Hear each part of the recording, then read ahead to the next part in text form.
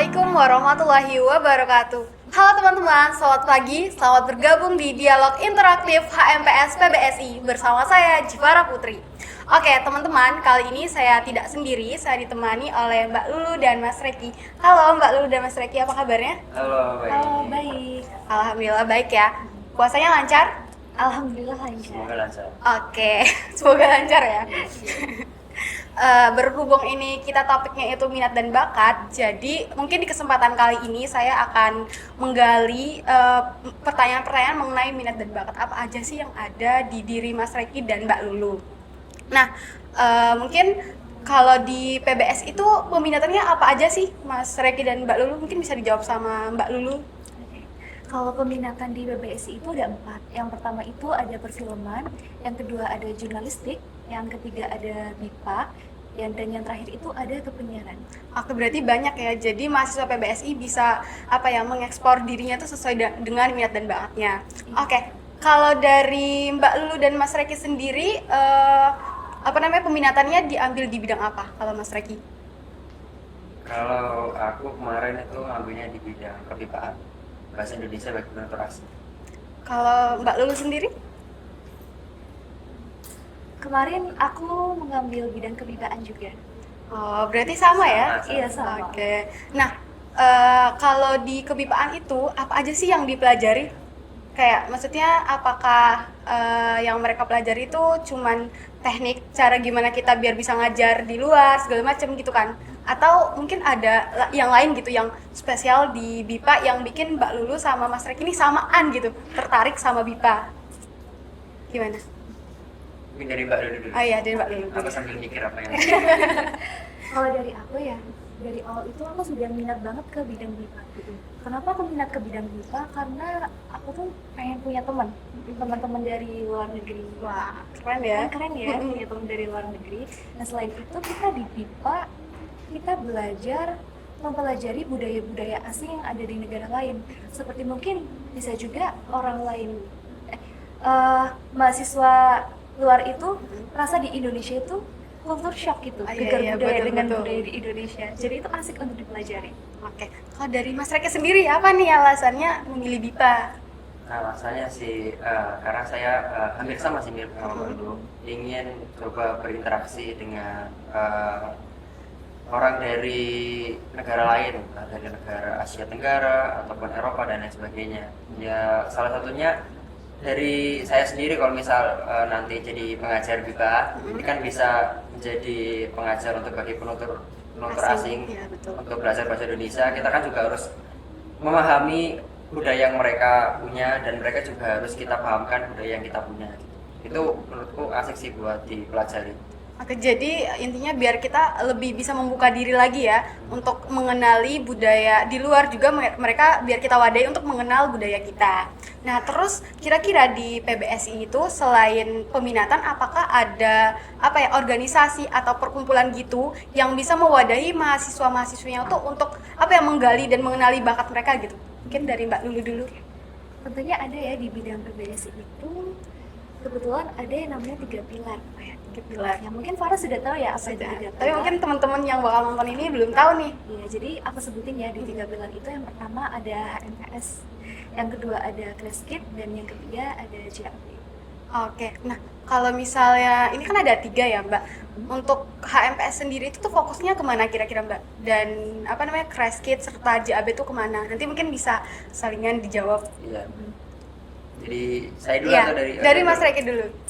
Dari aku sendiri, yaitu tadi ada JAB kan, Iya. dengan anak bangsa. Itu buat menaungi mahasiswa yang mungkin tertarik di dunia kesusastraan, tapi aku sendiri itu ngambil ke IPA dan juga ngambil ke JAB, ikut LS di JAB itu kan saling berseberangan. Iya. Satu jadi pengajar penutur IPA, yang satu jadi di bidang kesusastraan. Itu menurutku itu strategiku sendiri sih. Kalau aku tuh mau ngambil meraup semua ilmu, meraup semua pengalaman yang ada di dunia perkuliahan, gak cuma di bidang kesusastraan saja, pun nggak cuma di bidang pengajaran saja, tapi di seluruh bidang aku mau coba ambil pengalamannya di sini. Kalau dari Mbak Lulu sendiri gimana? Iya, gimana Mbak Lulu? Kalau dari aku, kalau HMPS itu kan fokusnya itu ini ya bekerja di bidang akademik dan non akademik mahasiswa PBSI. Kalau JAB Mas Reki yang tadi disebutkan itu fokusnya dengan teater. Kalau Kreskit itu fokusnya di bidang jurnalistik. Nah kebetulan aku tuh berminatnya di bidang jurnalistik. Jadi aku mau bergabung ke Kreskit.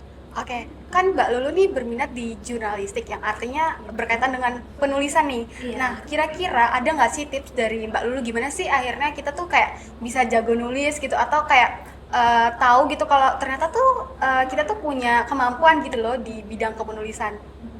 Yang pertama, aku tuh dulu merasa diri aku sendiri tuh kurang mumpuni ya dalam menulis. Nah, akhirnya alasan ini yang aku gunakan untuk aku gabung ke Kreskit karena aku penasaran gimana sih cara nulis yang baik. Apalagi di Kreskit itu kita nggak cuma nulis berita aja, tapi bisa nulis sastra kayak puisi atau cerpen dan lain sebagainya.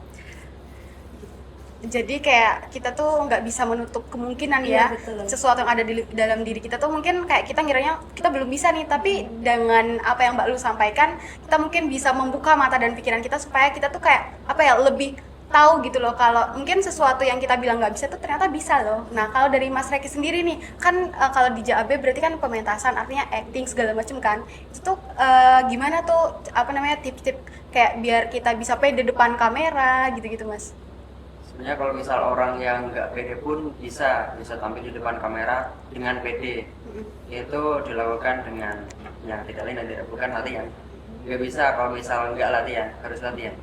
Oke, nah jadi kesimpulannya ya kita tuh kayak harus mengenali ya diri kita, minat bakat kita dan menggali lagi gitu, dan yang tentunya harus percaya diri ya, karena kalau nggak percaya diri artinya kita kayak nggak bisa gitu memulai diri kita untuk menemukan sesuatu yang baru. Nah oke, mungkin terakhir aku mau minta Mbak Lulu dan Mas Reki ngasih apa ya, motivasi gitu loh buat teman-teman supaya teman-teman yang nonton video ini tuh terbuka mata dan hatinya agar mereka tuh kayak semangat gitu menggali minat dan bakat mereka. Mungkin bisa dimulai dulu dari Mas Reki. Dari Mbak Lulu dulu deh. Ya udah dari Mbak Lulu dulu. Kalau menurut aku teman-teman PBSI jangan hanya terpaku pada kuliah ya. Memang tujuan mahasiswa PBSI ini di UAD itu kan kuliah ya. Iya, betul. Tapi selain itu untuk mengisi waktu gabut, waktu bosan atau waktu luang itu teman-teman diharapkan gabung dengan organisasi, perkumpulan, komunitas atau pelatihan yang bisa bermanfaat buat dirinya. Dan di PBS itu kan ada 3 ya, HRS, ada JAB dan Kreskit. Nah, aku harap teman-teman semuanya bisa memaksimalisasi organisasi yang ada di PBSI. Oke, kalau dari Mas Reki gimana nih motivasinya buat teman-teman yang nonton video ini? Ini aku bilang buat teman-teman yang bila di jurusan PBS itu Iya. Aku sendiri juga punya impian buat jangan jadi guru yang nggak bisa apa-apa, tapi jadi guru yang bisa apa-apa dengan cara ikut di LSO ataupun di komunitas yang ada di PBSI ataupun di kampus UAD ini. Oke, jadi PBSI kan udah menyiapkan ya wadah yang banyak banget nih untuk mahasiswa PBSI untuk menggali lagi minat dan bakatnya. Jadi artinya kita semua memanfaatkan ya sebaik-baik mungkin kesempatan yang emang udah disediakan dan diwadahi buat kita semua. Oke teman-teman, jadi kesimpulan dari podcast kita kali ini, kita tuh harus mengenali diri kita dan kayak menggali gitu, dan serta kita tuh harus percaya diri sama kemampuan kita. Nah teman-teman, mungkin sekian pembahasan dari saya dan Mas Reki serta Mbak Lulu. Mungkin barangkali di kesempatan lain waktu kami akan membahas topik-topik yang mungkin jauh lebih menarik daripada topik kali ini. Terima kasih untuk kesempatannya Mbak Lulu dan Mas Reki. Mungkin sekian dulu teman-teman semua. Wabillahi taufiq wal hidayah. Wassalamualaikum warahmatullahi wabarakatuh.